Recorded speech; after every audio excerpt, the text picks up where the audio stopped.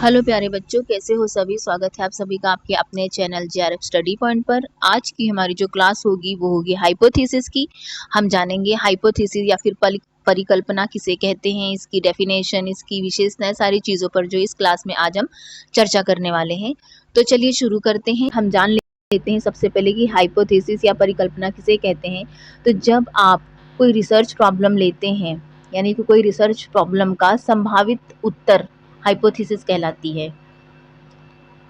अब ये कुछ टर्म्स हैं, यानी कि कुछ ऐसे वर्ड्स हैं जो एग्जाम में हाइपोथेसिस को लेकर पूछे जा चुके हैं। तो थोड़ा सा हम इस पे पहले एक नज़र डाल लेते हैं कि हाइपोथेसिस किसे कहते हैं। तो ये वेरिएबल और कंडीशन होती है, ये टेस्टेबिलिटी होती है हाइपोथेसिस, टेंटेटिव सोल्यूशन होती है किसी भी रिसर्च प्रॉब्लम का हाइपोथेसिस, टेंटेटिव प्रिडिक्शन होती है किसी भी रिसर्च प्रॉब्लम का हाइपोथेसिस, या फिर अस्थायी व्याख्या यानी कि टेंटेटिव एक्सप्लेनेशन होती है किसी भी रिसर्च प्रॉब्लम का। ये टर्म्स हैं जो एग्जाम में आए हुए हैं, प्रीवियस ईयर के जो एग्जाम हुए हैं वहाँ पर।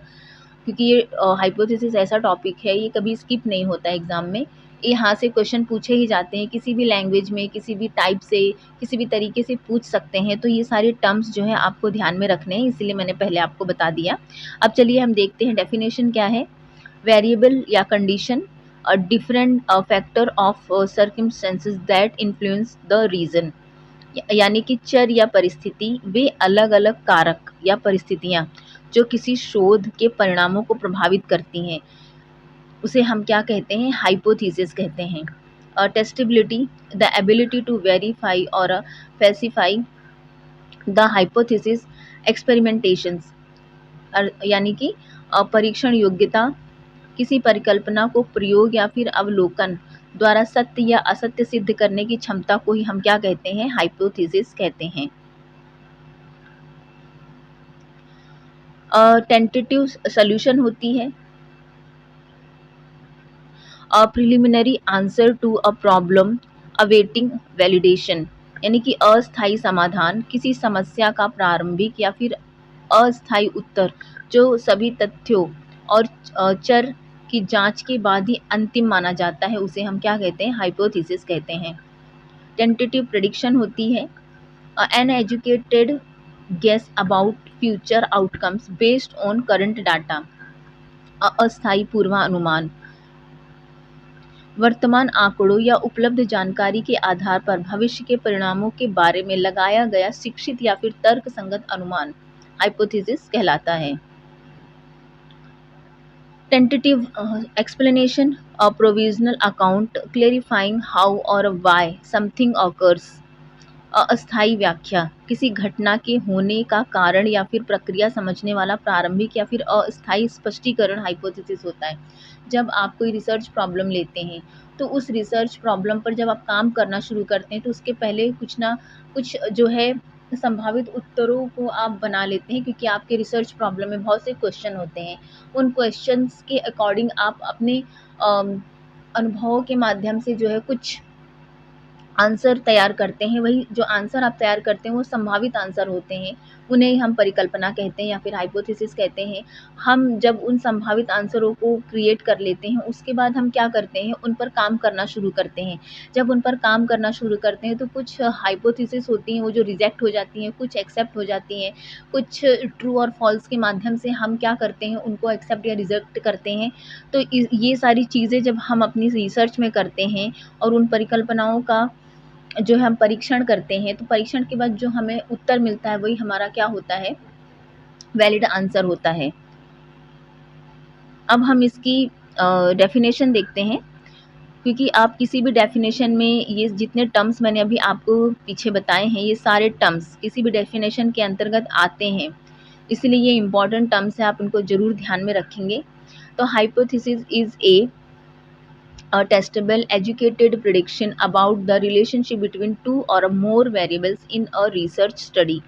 It serves as a proposed answer to a research questions and guide the data collection and analysis phase of the scientific method. परिकल्पना हाइपोथेसिस एक शोध अध्ययन में दो या दो से अधिक चरों यानी कि वेरिएबल्स के बीच संबंध के बारे में की गई परीक्षण योग्य टेस्टेबिलिटी तर्क और तर्क संगत शिक्षित भविष्यवाणी यानी कि एजुकेटेड प्रेडिक्शन होती है। यह शोध प्रश्न का एक संभावित उत्तर प्रस्तुत करती है तथा वैज्ञानिक पद्धति साइंटिफिक मेथड में डाटा संग्रह, डाटा कलेक्शन, डाटा विश्लेषण यानी कि डाटा एनालिसिस की प्रक्रिया का मार्गदर्शन करती है। जब आप अपनी रिसर्च प्रॉब्लम पर काम शुरू करते हैं तो जब भी आप कोई काम करते हैं तो उसको स्टेप बाय स्टेप करते हैं, यानी कि आपकी रिसर्च प्रॉब्लम किस वे में चलती है। एक साइंटिफिक मेथड में आप सारी चीज़ों को करते हैं, डाटा कलेक्ट करते हैं और चीज़ों का एनालाइज करते हैं, उसको जनरलाइज करते हैं, तो सारी चीज़ें एक साइंटिफिक वे में चलती हैं और उसी का मार्गदर्शन आपकी जो हाइपोथेसिस है वो बनती हैं। अब हम देखेंगे कि इसकी जो हाइपोथेसिस है, इसकी आवश्यकता, इसकी इम्पोर्टेंस, इसकी सार्थकता और इसके महत्व पर हम बात कर लेते हैं कि क्यों एक हाइपोथेसिस आपके शोध कार्य के लिए आवश्यक होती है। ये आवश्यक इसीलिए होती है कि ये आपकी हाइपोथेसिस को जो है स्टार्टिंग पॉइंट प्रदान करती है। दूसरा है, ये आपकी हाइपोथेसिस को स्टार्टिंग पॉइंट देती है, आपकी जो भी आपकी रिसर्च प्रॉब्लम है उसको डायरेक्ट करती है, यानी कि दिशा निर्देशित करती है और ये प्रैक्टिकेबल होती है, यानी कि ये सीमित और व्यवहारित होती है। जो भी आप जो भी आप एरिया लेते हैं आपकी रिसर्च प्रॉब्लम के लिए, उसको क्या करती है, सीमित बनाती है। जब आप चीज़ों को उसी के अकॉर्डिंग अपने आंसरों को क्रिएट करते हैं तो उसी के अकॉर्डिंग जो है आपका क्षेत्र भी लिमिटेड हो जाता है, उसके अकॉर्डिंग हाइपोथेसिस के माध्यम से। ये फोकस्ड करती है आपकी जो भी रिसर्च प्रॉब्लम है, यानी उसको विशिष्ट तथा केंद्रित बनाती है, जस्टिफाई करती है, आपकी रिसर्च प्रॉब्लम को सार्थक तथा औचित्यपूर्ण बनाती है, डिज़ाइन प्रदान करती है। जब आप कोई रिसर्च प्रॉब्लम लेते हैं और उस पर काम करना शुरू करते हैं तो उसके लिए आपको एक फॉर्मेट की ज़रूरत पड़ती है। तो परिकल्पना जो होती है, आप उस फॉर्मेट को तैयार करने में भी आपकी रिसर्च प्रॉब्लम में बहुत ही सहायक होती है। इकोनॉमिक, यानी कि आपकी रिसर्च प्रॉब्लम को कम खर्च में ज़्यादा काम आप कर सके ऐसी बनाती है परिकल्पनाएं। प्रिडिक्ट करती है, यानी कि जो भी आपकी जो रिसर्च प्रॉब्लम होती है उसके जो भी पूर्व कथन होते हैं उसको प्रस्तुत करने में सहायता करती है। जो परिकल्पनाएं होती हैं, यानी कि जो हाइपोथेसिस होती हैं, जो भी आपके तथ्य, यानी कि आपके जो भी तथ्य होते हैं, जो भी कंटेंट होता है आपका, उनको क्या करती है, इस्टेब्लिश करने में, यानी कि बहुत फास्ट इस्टेब्लिशमेंट करती है, बहुत स्थापित करने में बहुत सहायक होती है। थ्योरिलाइजेशन, यानी कि जो भी सिद्धांत होते हैं उनको निरूपण करने में सहायक होती है। और ये क्वांटम ऑफ नॉलेज, यानी कि ये ज्ञान का भंडारण होती है हाइपोथेसिस। और रिलेटेबल डाटा, यानी कि आपके डाटा से रिलेटेड जो है कार्य को करती है। तो ये सारी चीज़ें क्या हैं, इसकी इम्पोर्टेंस हम कहें या फिर इसकी सिग्निफिकेंस कहें या फिर इसके महत्व को हम कहें, ये सारी चीज़ें हाइपोथेसिस में जो है किसी रिसर्च को एक सक्सेसफुल जो रिसर्चर को सक्सेसफुल बनाने में बहुत सहायता करती है। अब हम हाइपोथेसिस विशेषताओं को देखेंगे, यानी कि जो भी आपकी रिसर्च प्रॉब्लम होती है, जब आप कोई रिसर्च प्रॉब्लम चूज़ करते हैं तो उसके अंतर्गत आपकी बनाई हुई जितनी भी हाइपोथेसिस होती हैं वो किस तरीके की होनी चाहिए, उसमें क्या विशेषता होनी चाहिए। तो सबसे पहले तो उसमें तार्किक व्यापकता होनी चाहिए, यानी कि लॉजिकल कॉम्प्रिहेंसिवनेस होनी चाहिए। ये कैसे होनी चाहिए, आपकी जो हाइपोथेसिस होती है, जो भी आपने क्रिएट की हुई हैं, जो भी घटनाएं उसमें घटित होती हैं आपकी रिसर्च प्रॉब्लम में, जो भी आपने डाटा कलेक्ट किया होता है या पहले से उसमें होता है, वो क्या होना चाहिए, वो सारी चीज़ों का समावेशन कर पाए आसानी से। इस तरीके की जो है हाइपोथेसिस होनी चाहिए। दूसरा है कॉन्सेप्ट क्लियरिटी होनी चाहिए, कि यानी कि संप्रत्यात्मक स्पष्टता होनी चाहिए। आपकी हाइपोथेसिस किसी भी प्रकार का भ्रम ना क्रिएट करे, यानी कि आप कोई कंफ्यूजन में ना डाल दे, आप उस पर कुछ काम ना कर पाए, ऐसी नहीं होनी चाहिए, यानी कि एकदम प्रॉपर क्लियर होनी चाहिए। और आसानी से समझ में आने वाली होनी चाहिए। सफिशिएंसी यानी कि पर्याप्तता होनी चाहिए आपकी। जो भी आपने रिसर्च प्रॉब्लम चूज़ करी है किसी भी एरिया से, तो वो एरिया इतना ब्रॉड मत लीजिए आपकी उस पर आप काम ही ना कर पाएँ, उसी में खोकर रह जाएँ। यानी कि आप जो है इस तरीके का एरिया चुनें जिस पर आप बहुत जल्दी काम कर पाएँ। तो आपकी जो हाइपोथेसिस होती हैं आपकी इस कार्य को जो है सीमित भी करती हैं, सीमित बनाती हैं। तो आपकी सफिशिएंस होनी चाहिए, पर्याप्तता आपकी हाइपोथेसिस में होनी चाहिए। यानी कि जो भी समस्या है उसका उत्तर सरलता से आपको प्राप्त हो जाए, किसी भी प्रकार की असुविधा ना हो, और जो है आपके तथ्यों को पर्याप्तता देने वाली होनी चाहिए। टेस्टेबिलिटी यानी कि परीक्षण योग्यता होनी चाहिए उसमें। कोई भी हाइपोथेसिस होती है जब आप उस पर टेस्ट करते हैं, तो टेस्ट करने के दौरान आपको किसी भी प्रकार का यहाँ पर भ्रम ना हो, आपके टूल्स उपलब्ध नहीं हो रहे हैं, आपके जो थ्योरीज़ हैं वो उपलब्ध नहीं हो रही हैं, तो इस तरीके की हाइपोथेसिस नहीं होनी चाहिए। उसकी विशेषता ये होनी चाहिए कि वो आसानी से जो है उस पर टेस्ट किया जा सके, आसानी से उसमें जो भी थ्योरीज़ हैं, जो भी रूल्स रेगुलेशन हैं, वो आसानी से फिट बैठ जाएँ, ऐसी होनी चाहिए। इकोनॉमिकली जो है ईज़ी होनी चाहिए, यानी कि बहुत मितव्ययी होनी चाहिए, कम खर्च में ज़्यादा काम, कम टाइम में ज़्यादा काम, ऐसी आपकी हाइपोथेसिस होनी चाहिए। व्यवहारिक होनी चाहिए, यानी कि आप किसी भी एरिया में जाते हैं और वहाँ जाने के बाद ऐसा ना हो कि आपकी जो भी हाइपोथेसिस है उसको सुनकर सामने वाला उसका रिप्लाई ही ना दे पाए। ऐसी होनी चाहिए कि व्यवहारिक हो, आपके साथ दूसरे जो है आसानी से जो है चीज़ों को कनेक्ट कर सके, ऐसी आपकी जो है हाइपोथेसिस होनी चाहिए। यानी कि जो सांख्यिकी की तकनीकें हैं या फिर जो भी उपकरण हैं, मापन हैं, वो सारी चीज़ें क्या होनी चाहिए, आपकी हाइपोथेसिस से रिलेटेड होनी चाहिए।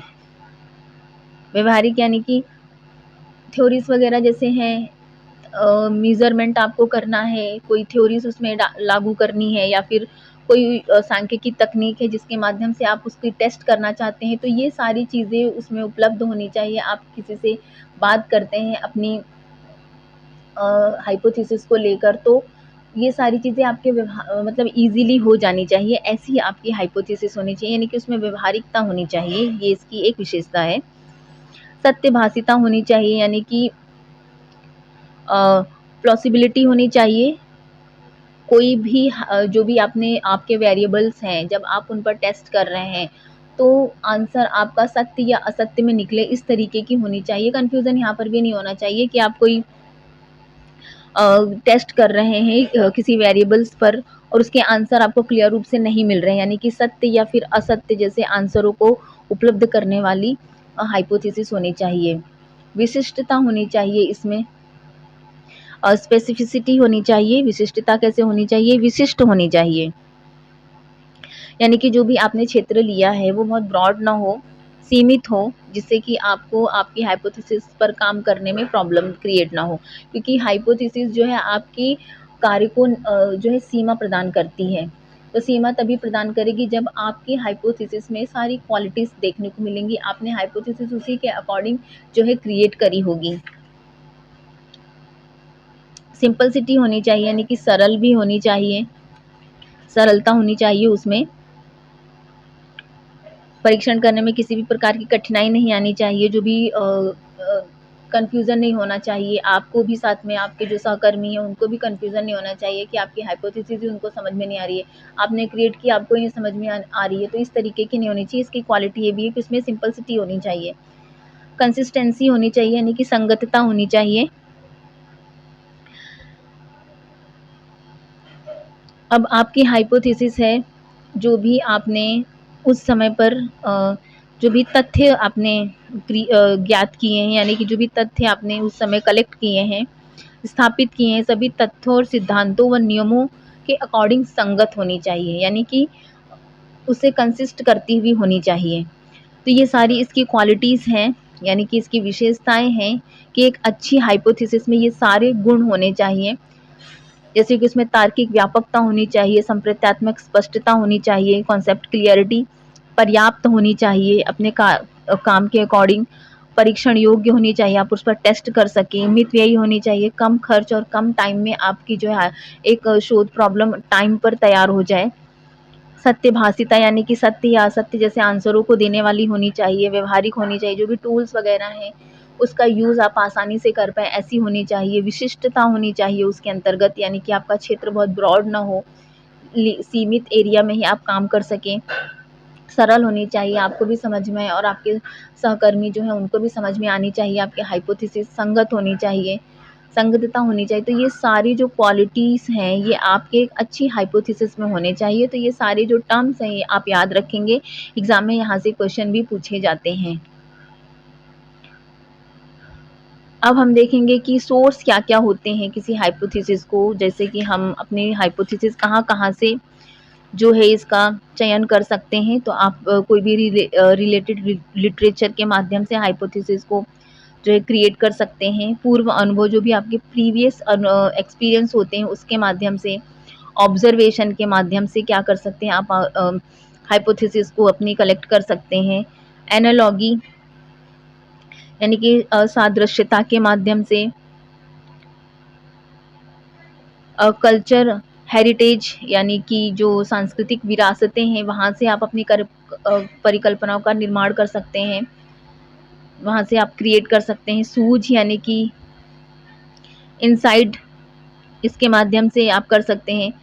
जो भी प्रीवियस रिसर्च हो चुकी हैं उसके माध्यम से आप अपनी जो है रिसर्च जो भी रिसर्च प्रॉब्लम की हाइपोथेसिस होती है उसका क्रिएशन कर सकते हैं। डिस्कस करके आप हाइपोथेसिस का क्रिएशन कर सकते हैं और रिफ्लेक्टिव थिंकिंग के माध्यम से भी आप क्या कर सकते हैं, हाइपोथेसिस का निर्माण कर सकते हैं। कि ये सारे सोर्सेस हैं एक अच्छी हाइपोथेसिस क्रिएट करने के लिए।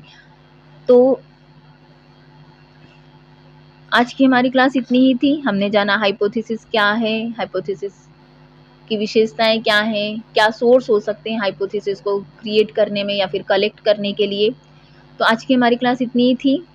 अगली क्लास में हम हाइपोथेसिस की जो भी टाइप्स हैं, जैसे कि simple hypothesis, complex, null, alternative, directional, non directional, associative and casual hypothesis, ये सारे इसके प्रकार हैं। इन सारे प्रकार के बारे में जो है हम अपनी अगली वीडियो में जो इस पर हम डिस्कस करेंगे। तो आज की हमारी क्लास इतनी ही थी। आई होप कि आपको पसंद भी आई होगी और साथ ही साथ समझ में भी आई होगी। तो मैं चाहती हूँ कि आप इस क्लास को फिर से एक बार ज़रूर देखें, क्योंकि रिवीजन बहुत ज़रूरी होता है। जब आप इसको एक बार और देखेंगे तो आपको और बेहतर तरीके से समझ में आएगी। तो चलिए, आज की हमारी क्लास इतनी थी। आपको पसंद आई हो तो आप प्लीज़ इसको लाइक सब्सक्राइब करिए ताकि मुझे भी मोटिवेशन मिले। बेल आइकन प्रेस करिए ताकि आपको नया वीडियो मिले जो भी मैं डालूँ, और अपने दोस्तों को भी चाहे तो आप शेयर कर सकते हैं। चलिए फिर मिलेंगे हम अगली क्लास में हाइपोथेसिस के टाइप के साथ। तब तक के लिए बाय।